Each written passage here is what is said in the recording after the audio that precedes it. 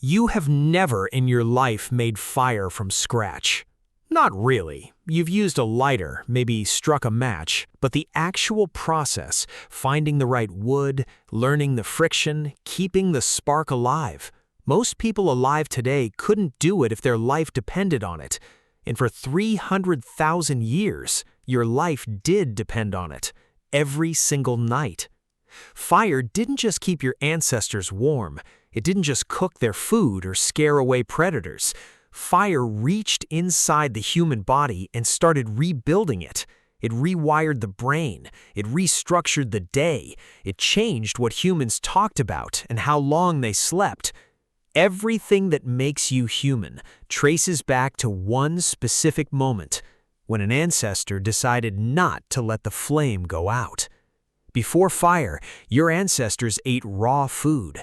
Primates today spend up to 6 hours a day just chewing.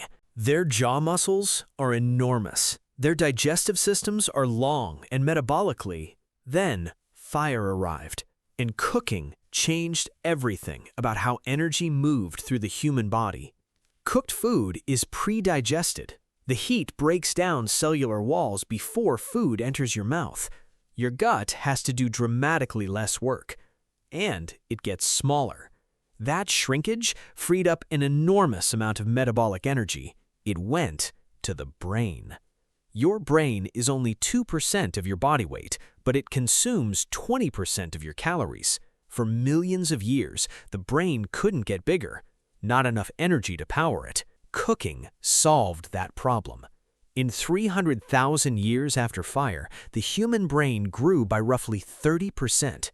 Not because of a genetic mutation, because suddenly there was enough fuel to run a bigger machine. The brain didn't just get bigger, it changed what it was interested in.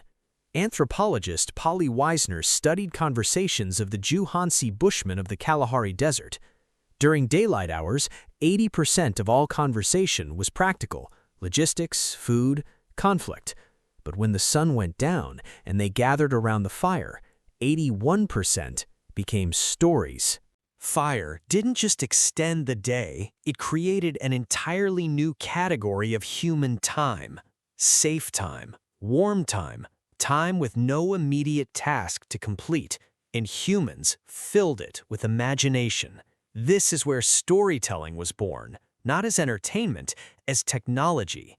Stories carried information across generations. Which plants, which alliances, what happened to the tribe that crossed the river and which plants were dangerous, which alliances held, what happened to the tribe that crossed the river in winter. Oral tradition was the original internet. Fire was the server it ran on.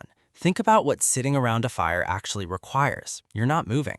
Just sitting with others, in the dark, with nothing demanding attention. For millions of years before fire, that stillness was impossible. Stillness at night meant danger. Fire made stillness safe.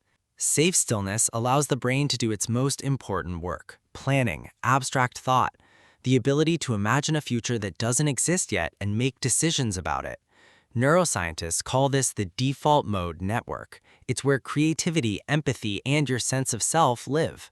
Your ancestors built that network sitting around fires in the dark. Without fire, early humans slept like every other primate, in trees, waking at every sound.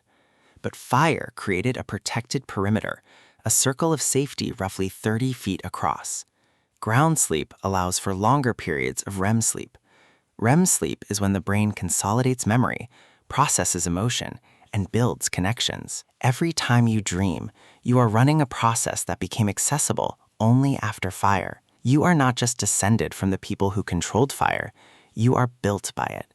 Your brain size, your digestive system, your capacity for imagination, your sleep patterns. None of it exists without that first flame.